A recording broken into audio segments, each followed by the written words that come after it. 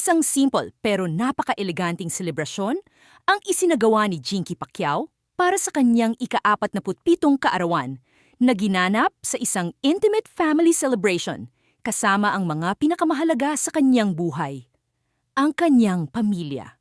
Sa mga ibinahaging larawan at video, kitang-kita ang saya at gaan ng atmosphere. Patunay na mas pinili ni Jinky ang payak, pero punong-puno ng pagmamahal na pagdiriwang.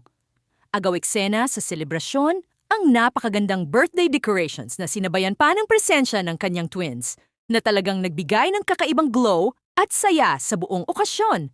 Mula sa eleganting color theme hanggang sa mga detalyeng pinag-isipan, ramdam na ramdam ang effort at personal touch sa bawat sulok ng venue. Makikita rin kung gaano kasaya at ka-close si Jinky sa kanyang pamilya habang sama-sama nilang ipinagdiriwang ang isa pang taon ng kanyang buhay. Walang ingranding handaan, pero puno ng tawa, yakapan, at masasayang alaala ang gabi. Isang paalala na ang tunay na saya ay nagmumula sa piling ng mga mahal mo sa buhay. Sa edad na 47, mas lalo pang nagniningning si Jinky Pacquiao, hindi lang sa ganda, kundi sa pagiging isang mapagmahal na ina, asawa at haligi ng kanilang pamilya. Isang birthday celebration na simple man, pero siguradong tatatak sa puso ng lahat ng nakasaksi.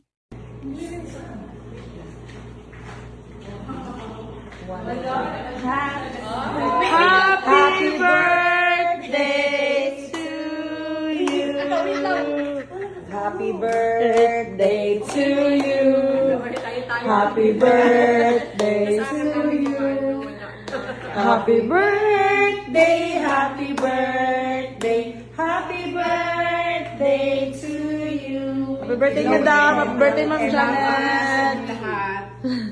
Thank you.